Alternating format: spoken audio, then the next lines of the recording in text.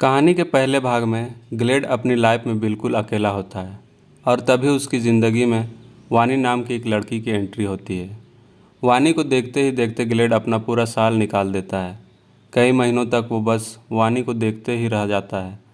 पर कुछ दिनों बाद वो हिम्मत करके वानी के पास जाता है और उसे अपने दिल का हाल बता देता है। अगर आप अभी तक इसका पहला भाग नहीं सुना है तो नीचे डिस्क्रिप्शन पर लिंक है, क्लिक करके पहले उसे सुन लें, तब मज़ा आएगा। अब आगे, क्योंकि ग्लेड भी एक समझदार लड़का था तो उसने वानी को समझाने के बजाय उसकी बातों को समझा और भारी मन से बोला, ठीक है, मैं उस दिन का इंतज़ार करूँगा। धीरे धीरे एग्ज़ाम ख़त्म हो गए और अब बारी आ गई रिज़ल्ट के दिन की, जिस दिन वानी ने ग्लेड से मिलने का वादा किया था। पर उस दिन पता नहीं क्यों पर वानी आई ही नहीं और बाद में ग्लेड को पता चला कि वानी के पापा आए और उसका रिजल्ट लेकर चले भी गए। उस दिन मानो ग्लेड के ऊपर दुखों का पहाड़ टूट पड़ा हो, क्योंकि जिस दिन का इंतज़ार वो इतने समय से कर रहा था वो दिन आया ही नहीं, या यूँ कह लो कि कब आकर चला गया पता ही नहीं चला। पर कहते हैं ना, हर जख्म का इलाज होता है। धीरे धीरे वक्त ने ग्लेड की इस जख्म को भी भर दिया और अब उस बात को बीते कई साल हो चुके थे, पर शायद वक्त को कुछ और ही मंजूर था ग्लेड का जख्म भरने के लिए। पर तब तक ग्लेड की मुलाकात वानी से हुई। ग्लेड को एक बुक लॉन्च इवेंट के लिए बुलाया गया था और जब ग्लेड ने उस बुक के राइटर का नाम वानी पढ़ा तो बिना कुछ सोचे उसने आने के लिए हाँ कह दिया। ग्लेड के पैरों के नीचे से ज़मीन तब खिसक गई जब उसने सच में वानी को वहाँ देखा। वानी को देखते ही ग्लेड को सारी पुरानी बातें याद आ गई, पर ग्लेड ने सोच लिया था कि वो वानी से बात किए बिना वहाँ से नहीं जाएगा। बुक लॉन्च इवेंट ख़त्म हुआ, सब वहाँ से चले गए। स्टेज पर बचे थे तो सिर्फ वानी और ग्लेड। दोनों एक दूसरे को देख रहे थे, पर दोनों में से किसी की हिम्मत नहीं हो रही थी कि पहले बात कौन शुरू करे। पर कहते हैं ना, लेडीज़ फर्स्ट। वानी ने ग्लेड से कहा, इतने दूर क्यों बैठे हो, यहाँ आप मेरे पास आओ। ग्लेड ना चाहते हुए भी वानी के पास वाली चेयर पर जाकर बैठ गया। वानी, शायद तुम्हें पता नहीं पर शो ख़त्म हो चुका है। ग्लेड के मन में कई सारे सवाल थे, पर उनको किनारे करते हुए ग्लेड ने धीरे से पूछा, कैसे हो तुम? वानी, मैं ठीक हूँ, तुम बताओ। ग्लेड, मैं भी ठीक हूँ। वानी मुस्कुराते हुए, लगता है तुम्हारी बीवी तुम्हें कुछ ज़्यादा ही खिलाती है, ज़्यादा ही मोटे हो गए हो तुम। ग्लेड, मैंने अभी तक शादी नहीं की और शायद कभी कर भी ना पाऊँ। मेरा छोड़ो, तुम अपना बताओ। वानी, मैं आज भी तुमसे वही कहूँगी जो पहले कही थी, मुझे अपने फ्यूचर पर फोकस करना है। ग्लेड, मैंने उस दिन शाम तक तुम्हारा इंतज़ार किया, मुझे पता था कि तुम नहीं आओगी, पर बार बार मैं अपने आप को झूठी तसल्ली देता रहा कि शायद तुम आ जाओ। पर झूठ कितना भी बड़ा क्यों ना हो, सच के सामने हमेशा छोटा ही होता है।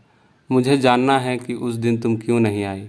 अगर तुम्हारे दिल में मेरे लिए कुछ नहीं था तो तुमने मुझसे मिलने का झूठा वादा क्यों किया? शायद वानी के पास इसका कोई जवाब नहीं था, इसलिए वो चुपचाप बस ग्लेड की बातें सुन रही थी।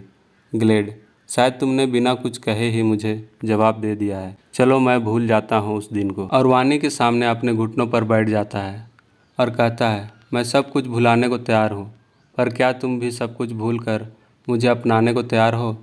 ये कहते हुए ग्लेड की आंखों में आंसू आ गए और उसने कहा, मैं तुमसे अपने प्यार की भीख मांगता हूँ, प्लीज़ मुझे मेरा प्यार दे दो।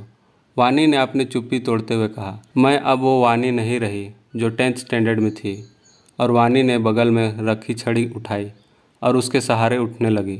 जब मैं अपना आखिरी एग्ज़ाम देकर जा रही थी तब मेरा एक्सीडेंट हो गया और उसी वजह से मैं आज तक चल नहीं पाई। अगर मैं चाहती तो मैं उस दिन भी तुमसे मिलने आ सकती थी, पर शायद मुझे तुम्हारा जवाब पता था, इसलिए मैं वहाँ नहीं आई। कुछ भी कहने से पहले तुम एक बार अच्छी तरह सोच लेना। इतना कहकर वानी वहाँ से जाने लगी। ग्लेड ने पीछे से आवाज़ लगाया और कहा, मैंने तुम्हें आज तक गलत समझा, पर आज मुझे पता चल गया कि गलत तुम नहीं मैं था, जो बिना कुछ जाने तुम्हारे लिए ना जाने क्या क्या सोचा था। अगर तुम उस दिन मुझे ये सब बता देती तो शायद मेरे दिल में तुम्हारे लिए प्यार कम हो जाता, क्योंकि उस समय मैं नादान था। पर आज नहीं, मैं अपने पूरे होशो हवास में तुमसे अपने प्यार का इजहार करता हूँ। कहो, क्या तुम मेरे प्यार की इस अर्जी को स्वीकार करते हो? मैं तुमसे प्यार करता हूँ, ना कि तुम्हारे चेहरे, तुम्हारी चाल या तुम्हारी नज़रों से। अगर तुम भी मुझसे प्यार करती हो तो मेरे प्यार को कबूल करो, मैं तुमसे शादी करना चाहता हूँ। क्या तुम मुझसे शादी करोगी? वानी पीछे पलटती है और कहती है, मुझे मंजूर है तुम्हारे प्यार की अर्जी। हाँ, मैं तुमसे शादी करने के लिए तैयार हूँ। कुछ दिनों बाद दोनों अपने घर वालों की मर्ज़ी से शादी कर लेते हैं और शादी के बाद वानी को कभी ऐसा महसूस नहीं होता कि वो चल नहीं सकती, बल्कि फेरों के समय भी जब वानी छड़ी का सहारा लेकर चलने की कोशिश करती है तो ग्लेड उसके हाथ से छड़ी ले लेता है और उसे अपनी गोद में उठाकर फेरे लेता है। दोनों खुशी खुशी रहने लगते हैं। एक दिन जब ग्लेड अलमारी से अपने कपड़े निकाल रहा होता है तो अलमारी से एक कॉपी गिर जाती है। ग्लेड उसे उठाता है और खोल कर देखता है। फिर वो वानी को आवाज़ देकर अपने पास बुलाता है और उसे वह कॉपी दिखाते हुए कहता है, ये तुम्हारे पास कहाँ से आई? पता है मैंने इसे कितना ढूंढा। वानी ने मुस्कुराते हुए कहा, याद करो जब हम कॉलेज में थे और मैं नोट्स मांगी थी तो तुमने उसकी जगह मुझे ये दे दिया था। वो कुछ और नहीं बल्कि वानी की तस्वीरों की कॉपी होती है जो ग्लेड ने गर्मियों की छुट्टियों में बनाई थी। ग्लेड, अगर मैंने ये तुम्हें गलती से दे दिया था तो तुमने मुझे इसे लौटाया क्यों नहीं?